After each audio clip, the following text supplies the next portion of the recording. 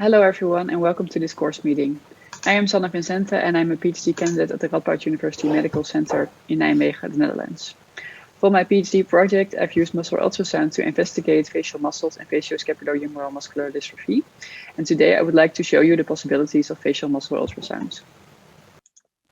As facial muscles are often a lot smaller than skeletal muscles, not all facial muscles can be evaluated adequately using muscle ultrasound. The muscles, which you see in this image over here, enclosed in orange, are facial muscles of which protocols were developed, but were found to be difficult to assess reliably. Today, we will therefore focus on the facial muscles that are most feasible for the use of ultrasound, which you see in this image as the muscles enclosed in red. I will walk you through the anatomy, function, and ultrasound protocol of these muscles one by one.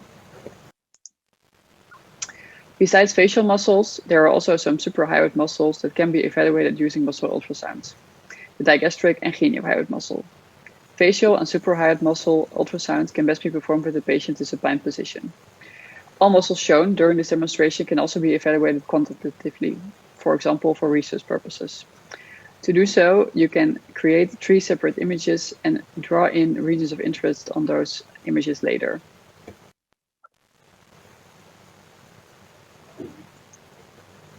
I will start by showing you the facial muscles that are easiest to scan, the muscles of mastication.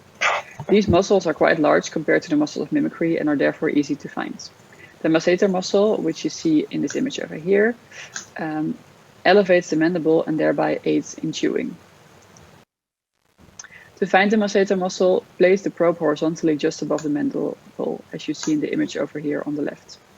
Just reposition it till the muscle is at its largest and the lower border is as focused and bright as possible, keeping the masseter lateral to the probe. You see the location of the probe on the left and the adequate ultrasound image of the masseter on the right.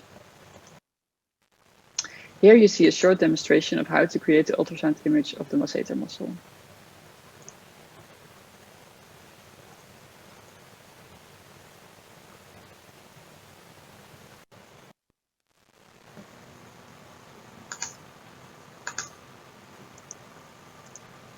The other muscle of mastication, the temporal muscle, is shown on the figure over here. It can be divided in 2 functional parts, the anterior and the posterior part. The anterior part elevates the mandible and the posterior part results in retrusion of the mandible, both movements aiding in chewing. To scan the temporal muscle, just place the probe horizontally and lateral to the eye. To place the probe just so that the image shows the muscle as large as possible and the lower border as focused as possible.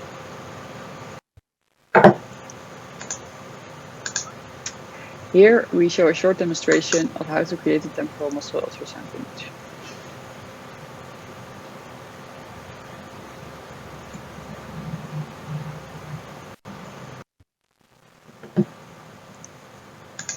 Next we will look at the suprahyoid muscles, the geniohyoid muscle at first.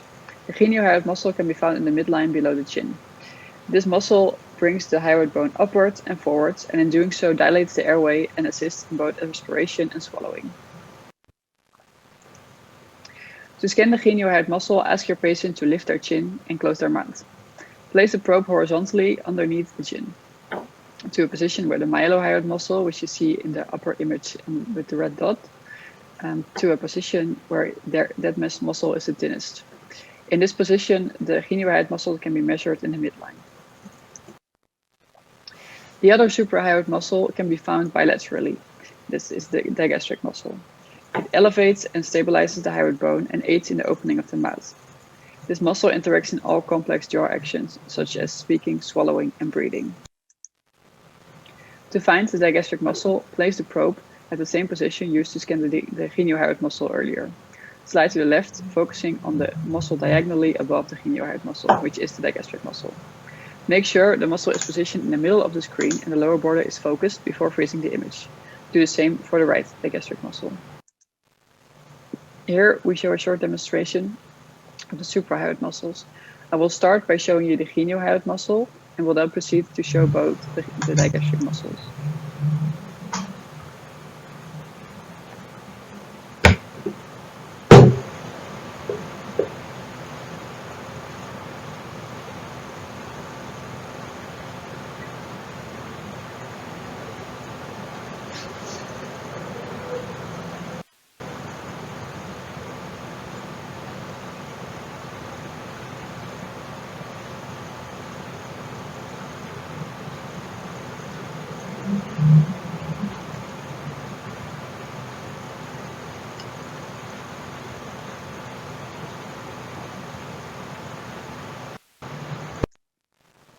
With that, we have arrived at the muscles of mimicry, starting with the Depressor anguli Oris, which depresses the corner of the mouth and is associated with frowning.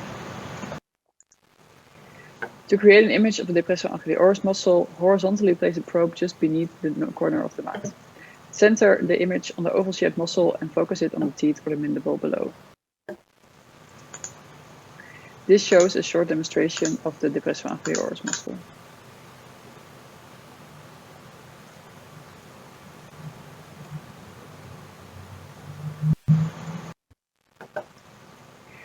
One of the more complex muscles of mimicry is the Orbicularis Oris muscle, which is actually a complex of several muscles of mimicry combined, all these muscles having different directions. Its function is to close the mouth and to pucker the lips. To find the lower part of the Orbicularis Oris muscle, horizontally place the probe below the lower lip. If possible, identify in this image both the left and the right Orbicularis Oris. But in some patients, you will not be able to create this image due to anatomical differences. Then follow the muscle to the right or to the left by sliding the probe to about the same position where we found the Depressor anguli Oris muscle. The Orbicularis Oris muscle can be found just beneath the Depressor anguli Oris muscle in this image. In this demonstration, we show, after sliding the probe to the right, the Orbicularis Oris muscle beneath the Depressor anguli Oris muscle.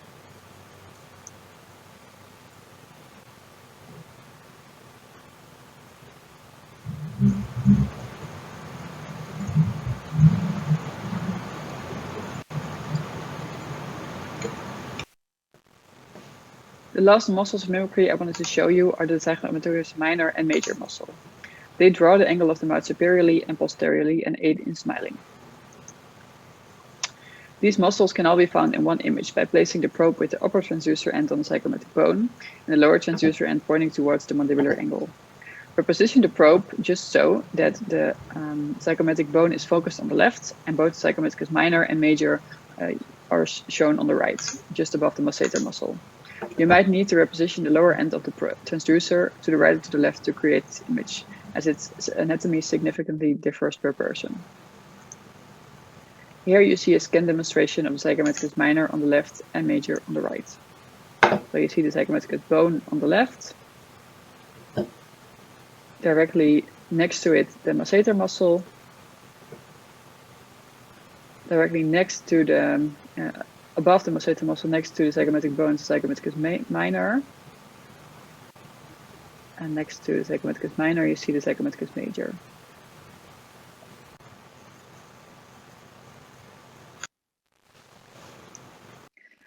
Besides use of facial muscle ultrasound in muscular dystrophies like FSHD, it can also be used in clinical practice.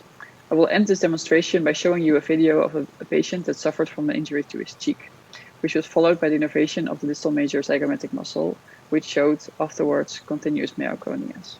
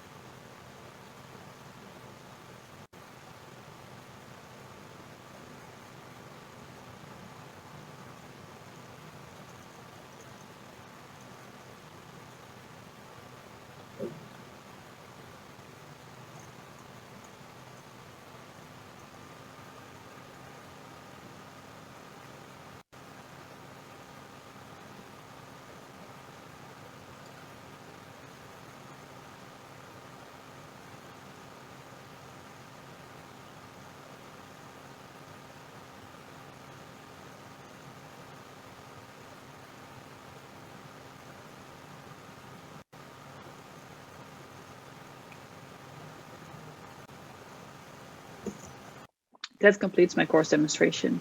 Thank you for your attention, and if you have any questions, I'd be pleased to answer them now.